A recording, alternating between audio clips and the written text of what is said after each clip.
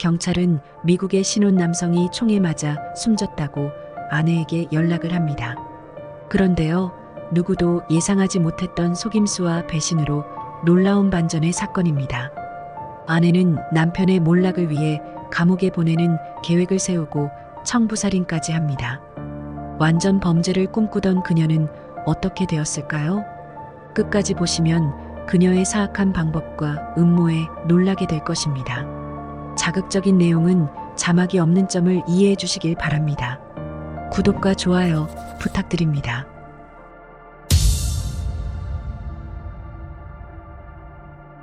(2009년 1월 28일) 마이클 디폴리토는 플로리다주 판비치 카운티 해안가가 내려다 보이는 3층짜리 타운하우스 한 채를 구입했습니다. 마이클은 최근에 만난 달리아 무하마드와 결혼했습니다. 26세의 달리아는 최근 첫 아이의 출산을 앞두고 새 집을 정성스럽게 꾸몄습니다. 2009년 8월 5일 아침, 달리아는 일찍 일어나 운동을 하러 헬스클럽에 갔습니다. 평소에는 남편과 함께 갔지만 남편이 2주 전에 지방흡입 수술을 받았기 때문에 헬스장에 혼자 갔습니다. 오전 6시 30분경 달리아는 낯선 번호에서 걸려온 부재중 전화를 발견했습니다. 음성 메시지에는 보인턴 비치경찰서 소속 경찰관 프랭크라며 보는 즉시 전화 달라는 내용이 담겨 있었습니다. 그때 경찰에게서 다시 전화가 걸려와 남편이 사고를 당했다며 즉시 집으로 돌아오라는 말을 들었습니다. 집으로 돌아온 달리아는 동네 도로가 경찰차로 가득 차 있고 집이 노란색 폴리스 라인으로 둘러싸여 있는 것을 보았습니다. 프랭크 경관은 집에 들어가려는 달리아를 막아서며 누군가 집에 침입하여 남편 마이클을 쐈다고 말했습니다. 달리아는 그 말에 오열하며 프랭크의 품에 안겼습니다. 프랭크는 그녀를 위로하려고 노력했습니다. 그녀는 마이클의 시신을 보러 들어가려고 했지만 경찰은 수사를 돕기 위해 경찰서로 데려갑니다.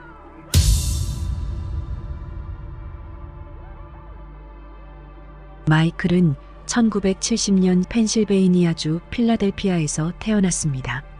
부모님 모두 마약 중독이며 친척 중 일부는 갱단 멤버였습니다. 조부모 밑에서 자랐지만 조부모도 알코올 문제가 있었습니다. 마이클은 10살부터 술을 마시기 시작하고 청소년기에는 약물 남용 문제도 있었습니다. 15세에 재활센터에 들어갔다 나온 후 5년 반 동안 다시는 마약에 손을 대지 않았습니다. 그러나 20대 초반에 다시 마약을 하고 몇 년 동안 코카인을 판매했습니다. 얼마 지나지 않아 마이클은 필라델피아를 떠나 플로리다에서 텔레마케터로 일하게 되었습니다. 그의 업무는 잠재 고객에게 전화를 걸어 금화를 판매하는 것이었습니다. 타고난 세일즈맨이었던 마이클은 1년 반 동안 20만 달러를 벌었을 정도로 일을 잘했습니다. 그러나 쉽게 돈을 벌 수 있다는 유혹에 넘어가 텔레마케팅 사기를 치다가 구속이 됩니다. 2년 후 21만 9천 달러를 28년 동안 갚는 조건으로 가석방되었습니다. 그는 가석방 담당관에게 매월 자신의 소재지, 거주지, 동거인, 자동차의 종류, 월 수입을 보고해야 합니다. 만약 이행하지 않으면 모든 재산이 압류당하고 다시 감옥으로 갈 것입니다. 또한 허가 없이 판비치시를 떠날 수 없습니다. 마이클은 감옥에서 출소하자마자 여자친구 마리아와 함께 살았지만 다시 마약을 시작하면서 그녀는 떠났습니다. 마이클은 이별을 계기로 상담을 받으며 마약에서 벗어나기 위해 노력했습니다. 인터넷 판매 회사에 취직하고 마리아를 다시 만나 2007년 7월에 결혼했습니다. 다시는 감옥으로 돌아가고 싶지 않았던 마이클은 가석방 조건에 맞추며 마약을 하지 않았습니다. 건강한 습관을 기르고 매일 일찍 일어나 헬스장에 갔습니다. 2007년 말에는 온라인 판매 회사를 설립했습니다. 2008년 금융위기의 영향에도 그의 회사는 수익을 내기 시작했습니다. 마이클의 사업은 번창하며 풍요로운 삶을 살았습니다. 2008년 10월 마이클의 결혼 생활은 위기에 처하고 어려움을 겪고 있었습니다. 아내가 집을 비운 사이 인터넷의 매춘부에게 전화를 걸기 시작했습니다. 그때 달리아라는 성매매 여성에게 끌렸습니다. 페루와 이집트 혼혈인 달리아는 1982년 뉴욕에서 태어나 13살 때 가족과 함께 보인턴 비치로 이주했습니다. 17살 때 아버지는 바람을 피우고 어머니에게 발각되어 부모님은 이혼했습니다. 이혼은 달리아에게 큰 영향을 미쳤으며 뉴욕으로 가출했다가 경찰에게 발견되었습니다. 19세의 달리아는 콜걸로 일하기 시작하여 고객에게 교제 및 성적 서비스를 제공했습니다. 그리고 플로리다 남부에서 마사지 샵도 운영하고 있습니다. 또한 파트타임으로 부동산 중개업자로 일하고 있습니다. 2008년 서비스를 구입한 마이클과 달리아는 서로에게 호감을 느꼈습니다. 마이클은 다음날 다시 달리아의 서비스를 요청했으나 이번에는 달리아가 요금을 받지 않았습니다. 두 사람은 빠르게 연인 관계로 발전했습니다. 그러나 마이클의 삶은 달리아와 함께하면서 급격한 변화의 위기에 놓이게 됩니다. 10월 말 마이클은 아내 마리아와 이혼을 신청했습니다. 2008년 말 마이클은 달리아를 데리고 라스베가스의 UFC 경기를 보러 갔으며 다음 날 아침 체육관에 갔습니다. 그러나 달리아는 체육관에 데려가지 않았다고 말다툼을 크게 했습니다. 마이클은 불편함을 느끼고 이별을 요구했습니다. 불과 몇 주 후 달리아는 다시 마이클에게 다가와 사과하며 보고 싶었다고 말했습니다. 그때 마이클은 너무 감동해서 청혼을 하자 달리아는 흔쾌히 승낙했습니다. 마이클은 $26,000짜리 약혼 반지를 그녀에게 주었습니다. 마이클과 마리아의 이혼 소송은 2009년 1월에 마무리되었습니다. 그날 마이클은 $23만 8천 주고 타운하우스를 구입했습니다. 달리아가 중개자 역할을 하며 막대한 커미션을 받았습니다. 5일 후 두 사람은 결혼했습니다. 달리아는 일주일에 몇 번 고객에게 집을 중개하며 여유로운 삶을 살았습니다. 주말에는 친척을 방문하고 영화를 보거나 해변에 가서 휴식을 취하기도 했습니다. 그러나 달리아의 사악한 속임수에 배신의 거미줄이 깔리기 시작합니다.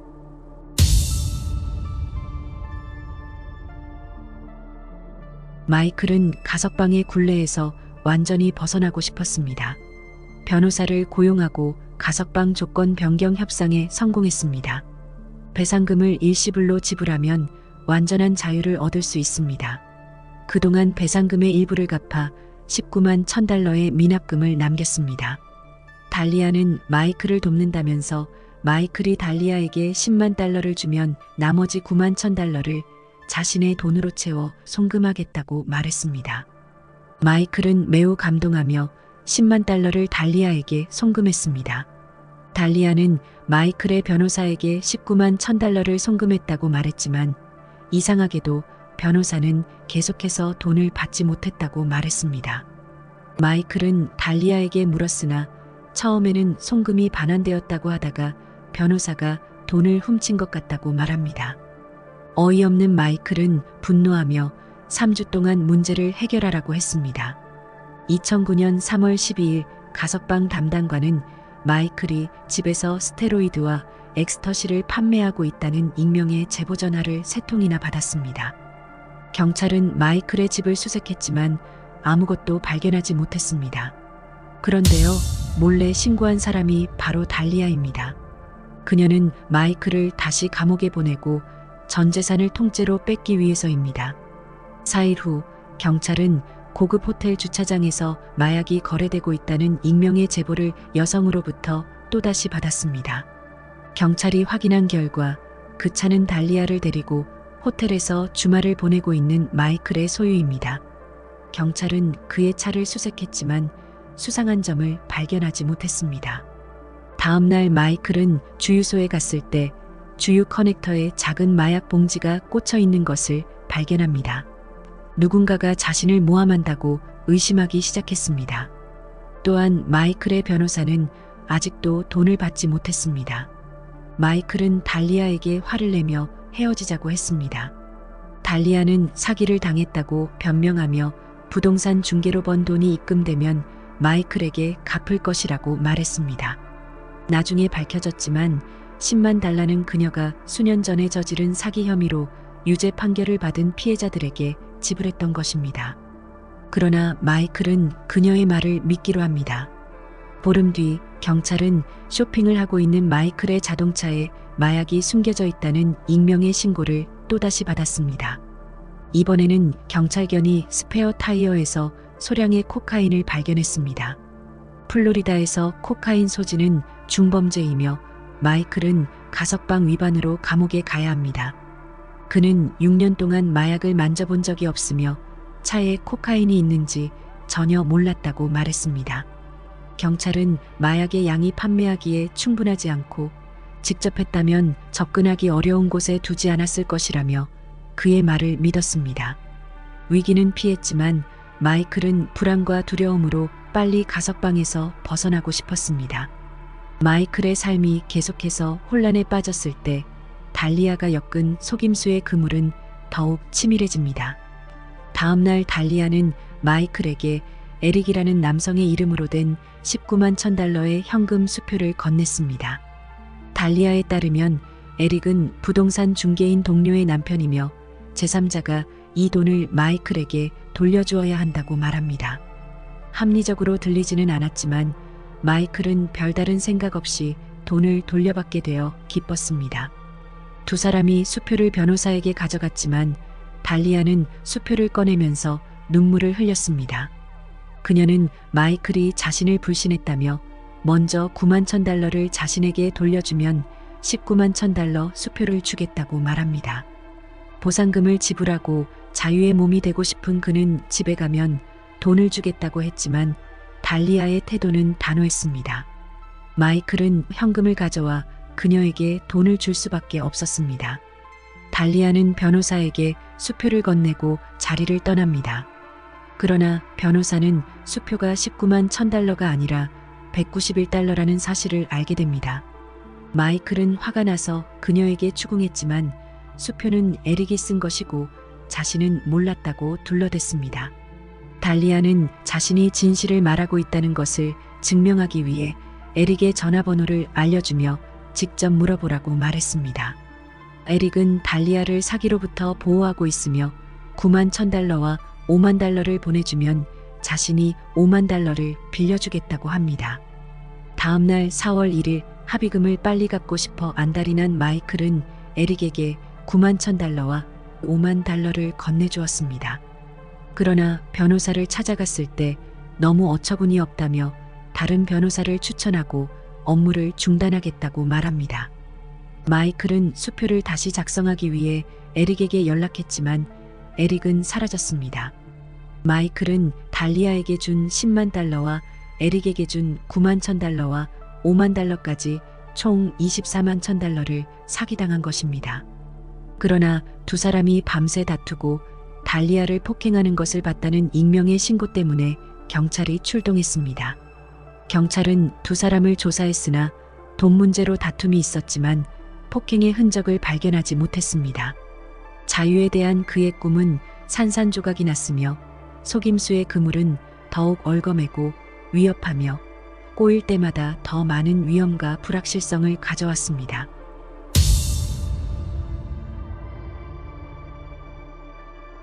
그날 밤 달리아는 마이클에게 아이를 임신했다고 거짓말을 합니다. 그 후 몇 달 동안 육아 서적을 읽고 아이의 이름을 의논하며 출산을 준비하는 행동을 합니다. 마이클은 가석방 담당관에게 많은 돈을 숨겨둔 사실을 알리고 싶지 않아 에릭을 신고하지 않았습니다. 3개월 뒤 달리아는 가석방 담당관에게 매달 보고할 필요가 없도록 도와줄 수 있는 변호사를 소개합니다. 변호사는 예방 차원에서 집을 달리아의 명의로 이전하라고 조언했습니다. 달리아의 명의로 이전했지만 집을 팔려면 마이클의 서명이 필요하게 했습니다. 그러나 불과 5일 후인 8월 5일 마이클은 자신의 집에서 살해된 채 발견된 것입니다. 겉보기에 협조적인 달리아는 수사를 돕기 위해 경찰서로 갔습니다. 경찰관은 총소리가 들렸으며 흑인 남성이 집에서 도망치는 것을 봤다고 말해줍니다. 달리아는 백인이 주로 사는 동네에 살고 있지만 요즘은 흑인을 자주 봤다고 말합니다. 살인 부서의 폴 경관이 마이클을 죽이려는 계획이 있었는지 물었습니다. 그녀는 마이클의 마약과 사기 경력이 그의 살인으로 이어질 수 있다고 주장하면서 부인했습니다. 마이클이 비즈니스 파트너에게 4만 달러의 빚을 졌다며 이전 금융 사기 계획에 참여한 그의 동료들이 그를 질투했을 수도 있다고 제안했습니다. 폴 경관은 마이클이 범인을 집에 들여보낸 후 침실에서 총을 2발 맞았다고 말했습니다. 달리아는 마이클이 모르는 사람에게 문을 열어줄 거라고는 생각하지 못했다며 놀라움을 표현했습니다. 그때 수갑을 찬 흑인 남성이 취조실에 들어오자 방 안의 긴장감은 더욱 고조됐습니다. 폴 경관은 이 사람이 마이클을 죽이고 도망친 사람이라고 말했습니다. 달리아는 평정을 유지하면서 본 적이 없다고 말했습니다. 폴은 몇 분 동안 조용히 달리아를 바라보다가 당신을 살인 교사 혐의로 체포한다고 충격적인 말을 했습니다. 어떻게 달리아를 살인 교사 혐의로 체포한 것이며 누가 마이클을 죽였을까요?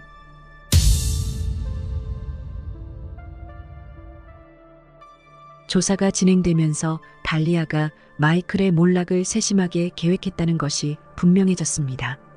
그녀는 익명의 제보부터 모든 것을 조작하여 자신에게서 의심을 돌리게 했습니다.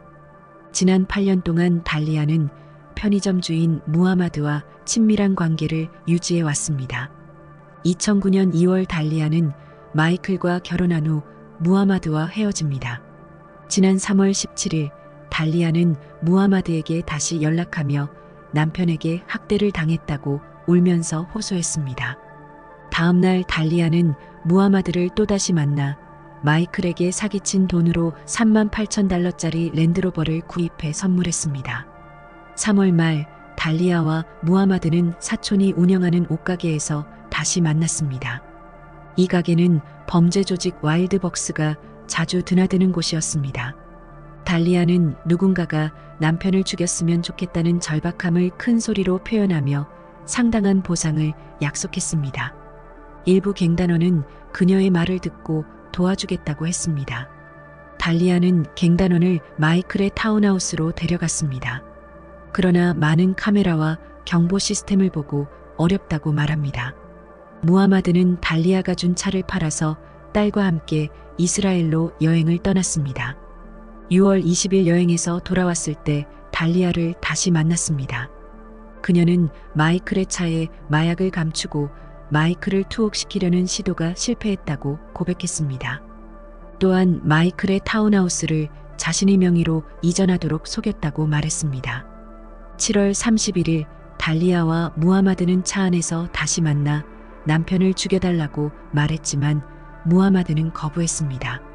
그때 무하마드는 달리아가 마이클의 죽음을 원한다는 사실을 깨닫고 포기하도록 말렸습니다.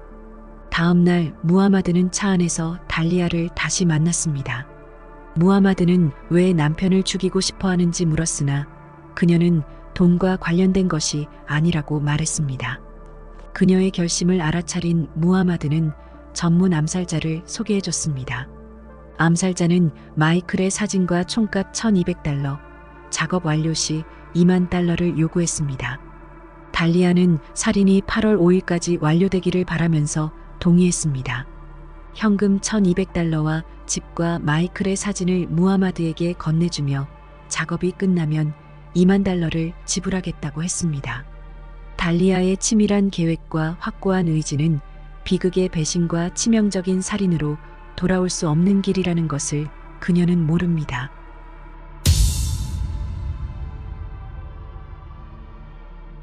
남편 마이클을 살해하려는 그녀의 계획은 예상치 못한 방향으로 흘러가고 있었습니다. 무하마드는 경찰서에 그녀의 음모를 신고했습니다. 경찰은 무하마드의 주장에 회의적이었지만 달리아의 대화를 포착하기 위해 녹음 장치와 카메라를 설치하여 조사하기로 결정했습니다. 8월 3일 암살자로 가장한 진이라는 잠복요원이 달리아에게 연락을 했습니다. 진은 달리아에게 3,000달러와 집 열쇠를 요구했습니다. 그날 오후 4시 진은 녹음 장치가 갖춰진 자신의 차에서 달리아를 만나기로 했습니다. 무하마드는 달리아를 약속 장소로 데려가 진의 조수석에 앉혔습니다. 진은 달리아에게 일부러 추가로 돈을 달라고 했으나 달리아는 임무가 끝나면 주겠다고 말했습니다. 당시 마이클은 사업 파트너에게 주기 위해 1만 달러를 인출하여 집에 두었습니다. 달리아는 살인을 강도 사건처럼 보이게 하려면 마이클이 인출한 1만 달러를 사례금으로 가져가면 된다고 말했습니다. 그녀는 나는 보기보다 훨씬 강하다며 그저 순한 여자로 생각하면 오산이라고 협박했습니다. 진은 한번 내린 결정은 되돌릴 수 없다며 정말 남편을 죽이고 싶냐고 다시 한번 물었습니다. 달리아는 5000% 확신한다고 대답했습니다. 다음 날 경찰관들이 모여 가짜 범죄 현장을 연출하는 방법을 논의했습니다. 달리아는 진과 거래하는 동안 이미 살인 교사죄를 저질렀기 때문에 폴 경관은 달리아의 체포 장면을 촬영할 수 있도록 허락했습니다.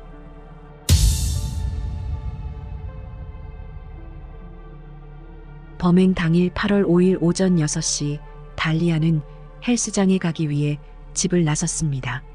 경찰이 마이클의 집에 찾아와 아내가 누군가를 고용해 당신을 죽이려 했다며 경찰서로 가야 한다고 말했습니다. 충격을 받은 마이클은 경찰서로 가서 조사를 받았습니다. 달리아의 살인 동기에 대하여 물었을 때 마이클은 타운하우스 양도 및 횡령한 돈과 관련이 있을 것이라고 말했습니다. 그녀가 집으로 왔을 때 남편의 죽음에 충격을 받은 것처럼 흐느끼며 연기를 했던 것입니다. 그리고 사악한 달리아의 또 다른 놀라운 사실이 밝혀졌습니다.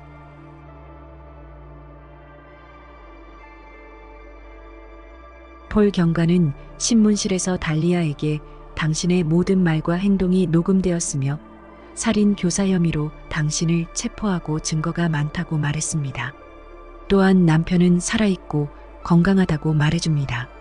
달리아는 구치소로 끌려가 마이클에게 전화를 걸어 변호사를 불러달라고 뻔뻔하게 부탁합니다. 마이클은 타운하우스를 내 명의로 다시 이전해주면 도와주겠다고 말했습니다. 그러나 달리아는 단번에 거절했습니다. 마이클은 화를 내며 이 모든 일을 겪고도 거절할 용기가 있냐고 말했습니다. 7월 22일 달리아는 커피에 부동액을 절반을 채워 마이클을 독살하려 했다고 무하마드가 경찰에 진술했습니다. 마이클은 컵에서 이상한 냄새가 났지만 독극물을 넣었는지 전혀 몰랐다고 했습니다. 열흘 동안 복통과 설사, 구강궤양으로 고생했지만 지방흡입으로 생긴 것으로 생각했었답니다. 달리아의 소송이 시작되고 이때 검찰은 통화 녹취록을 확보했습니다. 달리아가 청부살인 몇 달 전부터 마이크라는 남자친구와 접촉했다는 사실을 발견했습니다. 마이크와 달리아는 2006년에 만났으나 마이크는 10살 연상의 부동산 업자이며 아내와 자녀가 있습니다. 당시 두 사람은 장거리 연애를 시작했으며 함께 캘리포니아로 이사했지만 6개월 만에 헤어졌습니다. 통신 기록에 따르면 2009년 달리아는 사랑한다, 함께 있고 싶다며 다시 마이크에게 연락했습니다. 경찰은 그녀가 마이크를 진정으로 사랑한 것이 아니었음을 알게 됩니다. 또한 달리아는 남편을 믿게 하기 위해 임신했다고 거짓말한 것도 밝혀졌습니다. 달리아는 병원에 간다고 거짓말을 했으며 마이크는 의사인 것처럼 행동을 했습니다. 그들의 빈번한 문자 교환은 달리아의 기만적인 계획을 드러냈습니다. 7월 20일 달리아는 마이크에게 남편의 은행 계좌 정보를 보내며 마이크를 재무부에 신고하고 계좌를 동결해달라고 요청했습니다. 그녀의 목적은 가석방에서 벗어나지 못하게 막으려는 것입니다. 두 사람은 마이클의 집을 이전하는 방법과 마이클의 커피에 마약을 몰래 넣는 방법을 논의했습니다. 7월 21일 달리아는 마이크에게 문자를 보냈습니다. 마이클을 감옥에 보내고 싶어요. 마이클에게 지쳤다고 했습니다. 그녀는 마이클이 가석방 담당관의 허가 없이 UFC 경기를 보기 위해 판비치를 떠났다고 신고를 부탁했습니다. 또한 마이클이 세금을 회피하기 위해 존재하지 않는 직원이 있었다며 마이크에게 신고를 부탁했습니다. 그리고 변호사처럼 행동하며 마이클의 집을 양도하게 한 사람도 마이크였습니다.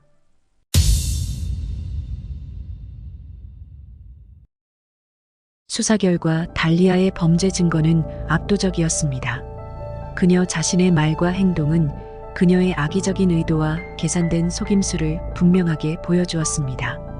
언론을 통해 광범위하게 보도된 이 재판에서는 달리아의 배신이 얼마나 깊었는지, 마이클의 모든 것을 뺏기 위해 얼마나 소름 끼치는 노력을 했는지 드러났습니다. 2017년 7월 17일 판사는 16년의 징역형을 선고했습니다. 그녀는 2032년까지 감옥에서 석방되지 않을 것입니다. 2017년 마이클은 천운으로 살아남아 멋진 여성과 약혼하고 보상금을 모두 갚아 자유인이 되었습니다. 그는 현재 부동산 중개업을 운영하고 있습니다. 시청해 주셔서 감사합니다. 구독과 좋아요 부탁드립니다.